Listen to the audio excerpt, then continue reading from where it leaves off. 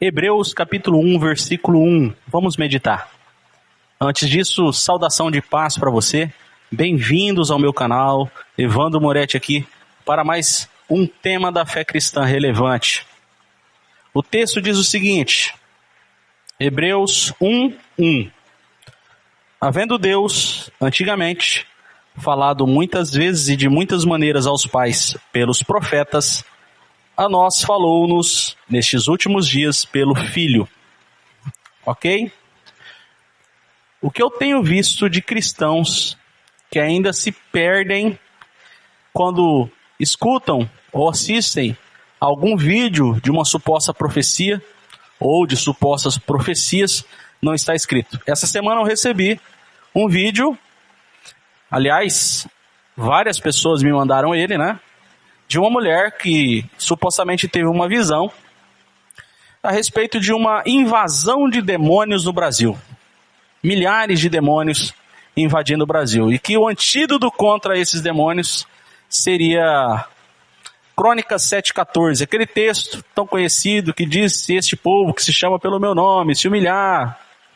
Muito bem, o texto está na Bíblia, mas a conjectura dele com a invasão dos demônios não tem nada a ver. Então a gente precisa entender uma coisa, o pessoal ainda tem muito medo de profecia e revelação e se deixa levar muito por essa temática. E muita gente que está aprendendo o Evangelho simples de Jesus, desvinculado das denominações, ainda não se desvincularam desses medos.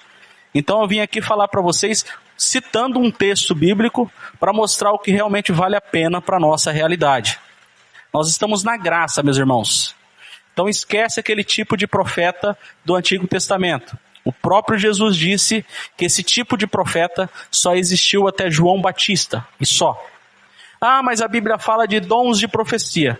Dons de profecias estão ligadas a percepções espirituais, ligadas à obra de Cristo. Tanto a revelação como profecia no Novo Testamento tem a ver com percepções espirituais e que tenham a ver também com Cristo, ou seja, todas essas profecias que aparecem no Novo Testamento eram para mostrar ao povo a respeito da obra de Cristo. O que essa obra, de fato, significou no campo da espiritualidade. Porque o povo não tinha o Novo Testamento igual a gente tem.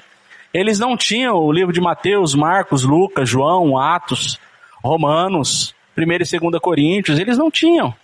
Então eles precisavam de irmãos com uma percepção espiritual elevada, tá? Que trouxessem como porta-vozes, tá certo? A instrução sobre o que a graça representava. Isso era o profeta. Isso era o que revelava. A revelação na Bíblia não era um cara que falava que tem 10 pessoas com dor de cabeça. Esse negócio de revelar CPF. Né? Tem uma galera no Brasil que ainda corre atrás disso. E tem outra galera que tem medo disso. Tem um cara lá que profetizou que vai acontecer uma catástrofe no Brasil. Tá? São obviedades, né, que infelizmente em alguns países acontecem, porque são propensos a isso, né, a catástrofes acontecerem e não acontecem porque alguém profetizou. E aí quando acontece, né, alguma coisa aqui no Brasil, geralmente quadros políticos que sempre existiram no país, sempre vem alguém com uma profecia, com uma visão, com um sonho, né? E é interessante que a atenção tem que estar voltada para essa pessoa, pode reparar. Né? Essas pessoas querem que a atenção estejam voltadas à sua palavra, à sua profecia, ao seu sonho, à sua visão, à sua revelação. Né? E aí eles querem ostentar o mesmo tipo de profecia que havia no Antigo Testamento. Um novo Elias, um novo Eliseu, né? Olha, eu tenho uma palavra aqui que você tem que acreditar, você tem que seguir, você tem que fazer segundo as minhas instruções. O que o texto que eu li está dizendo?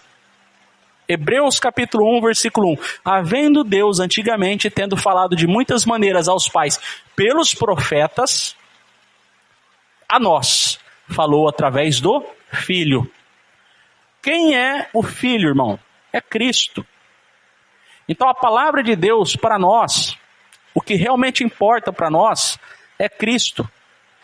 Então, e não venha com essa de atribuir tudo o que Cristo fez como se fosse para nós. Porque Cristo fez um bocado de coisa que diz respeito à lei, porque ele era judeu, conforme está escrito lá em Gálatas capítulo 4, versículo 4, nascido sob a lei. Jesus, quando nasceu, foi necessário ser apresentado por seus pais pombinhos como holocausto, como oferta, como sacrifício. Nós não precisamos disso. Jesus mandava o povo que era curado ir lá e apresentar-se ao sacerdote. Nós não precisamos disso. Tá? Então, nós não estamos debaixo da lei, mas debaixo da graça. E nós não somos judeus, nós somos gentios alcançados pela graça. Gentes de outros povos que fomos alcançados por essa graça, que não faz distinção de cor, de raça, de nacionalidade. Certo?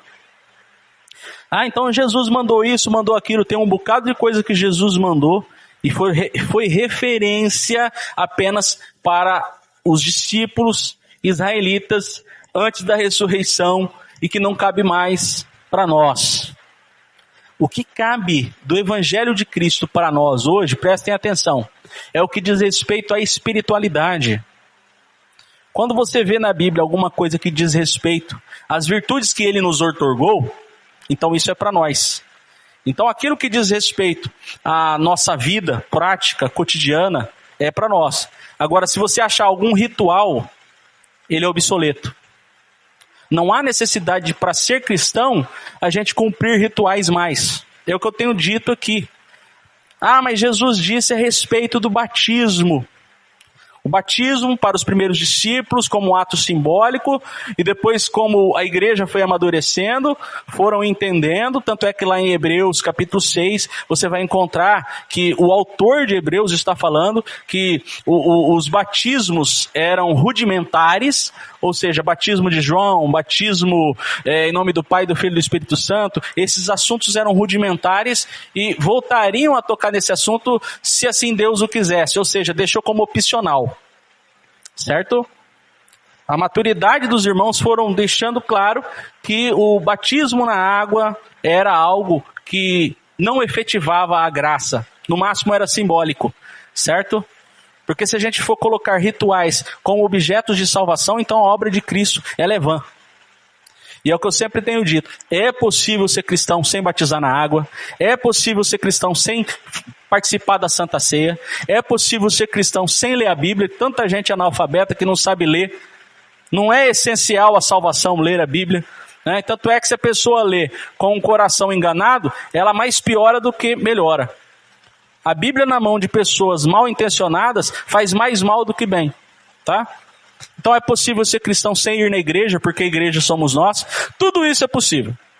Plenamente possível ser cristão sem batizar, sem Santa Ceia, que não é Santa Ceia, né? Na Bíblia está escrito ceia, que era um jantar comunitário, que era para ser para todos, mas Paulo precisou repreender os irmãos de Corinto, porque eles estavam fazendo desse evento um evento separatista, onde uns eram bem-vindos e outros não. E parece que até hoje tem gente que não entendeu sobre isso.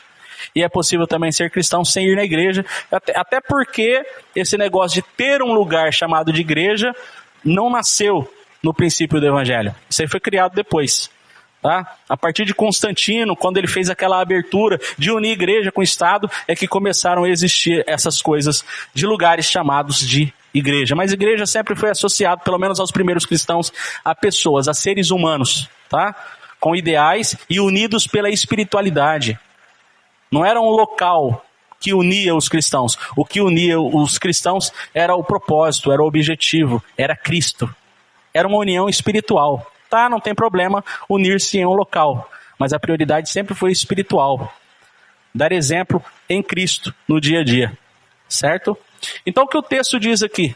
Né? Porque o pessoal está afobado com esse negócio de profecias, né? Sobre demônios invadirem o Brasil. Irmão, é lorota. É lorota. A Bíblia diz lá em Colossenses capítulo 2 que Jesus Cristo triunfou. Se Jesus Cristo triunfou sobre as trevas, se Jesus Cristo triunfou sobre os demônios, por que a gente ainda vai ter medo de invasões de demônios no país? Agora, com o que você prefere ficar? Com o Evangelho ou com supostas profecias que todo ano tem uma parecida? Eu prefiro ficar com o Evangelho, tá? Então, por que eu estou fazendo esse vídeo aqui? E por que eu utilizei esse texto? Porque esse negócio de Deus falar através de profetas, tais como João Batista, Elias, acabou. Agora ele fala pelo Filho. Tudo o que diz respeito ao Filho, você abraça. Como eu disse, fazendo essa separação do Jesus judaico. E prefira entender que Cristo estabeleceu-se após a ressurreição, mostrando ao mundo, tá, a sua graça. Daí não era mais judeu, era o Cristo ressuscitado. Tá certo? Então é interessante porque tem gente que ainda quer ficar em rituais, quer ficar paralisado em cerimônias, e aí não cresce em espiritualidade. Aprenda a fazer essa distinção do judaísmo e depois da ressurreição de Jesus. O que de fato traz para nós essa eficácia espiritual é a sua obra e não a minha obra e nem a sua obra. Então eu me batizar não traz eficácia. Eu participar de uma ceia cerimonial na denominação não traz eficácia. Tá? O que realmente efetiva em mim a obra de Cristo é o próprio Cristo. E o que eu tenho que fazer é colocar em prática. Mas, voltando a Hebreus capítulo 1, versículo 1, muito cuidado para que você não, mais uma vez, né, você que de repente estava entendendo o objetivo da graça, né, o objetivo do evangelho, e mais uma vez, por medo, né, essas profecias estão surgindo aí, acaba aí se confundindo novamente. E eu não quero isso para você como seu irmão em Cristo. Tá? Se você conhece alguém que está confuso por causa dessas recentes profecias, manda esse vídeo para essa pessoa e fala para ela que Deus fala hoje através do Filho.